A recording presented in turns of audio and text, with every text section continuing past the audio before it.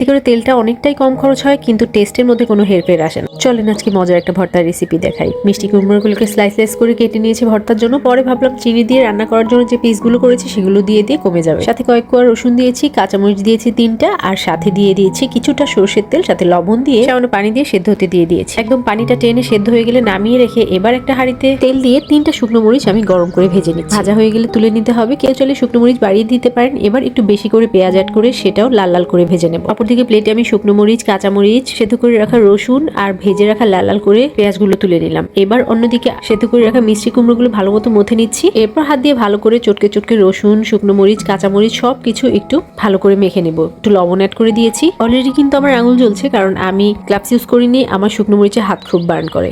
সবকিছু একসাথে মিক্স করে নিলাম। এই যে এটা একটা ভর্তা, রসুন পেঁয়াজের ভর্তা বলতে পারেন। এটা কিন্তু ভাতের সাথে খেতে দুর্দান্ত লাগে। এবারে মজা করে মেখে রাখা পেঁয়াজ রসুনের মধ্যে আমি মাখানো মিষ্টি কুমড়োগুলো দিয়ে দিচ্ছি। এবার খুব সুন্দর করে হাত দিয়ে উল্টে পাল্টে ভালো মতো মিক্স করে নেব। ছোট্ট একটা টিপস দেই, নর্মালি মিষ্টি কুমড়ো ভর্তা করলে সেটা যদি তেলের উপর ভেজে নিয়ে ভর্তা করা হয় সেটা খেতে দুর্দান্ত লাগে, কিন্তু আমি সেদ্ধ করে নিয়ে সবকিছু মেখে একদম লাস্ট পর্যায়ে সর্ষের তেলের উপরে চুলোয় দিয়েছি। এতে করে তেলটা অনেকটাই কম খরচ হয়, কিন্তু টেস্টের মধ্যে কোনো হেরফের আসে না। একদম 5 মিনিট টানা তেলের উপর ভাজা ভাজা করে নিয়ে এবার একটা প্লেটে তুলে নিচ্ছি। এই যে রেডি হয়ে গেল মজাদার মিষ্টি কুমড়ো ভর্তা। ট্রাই করুন বাসায়।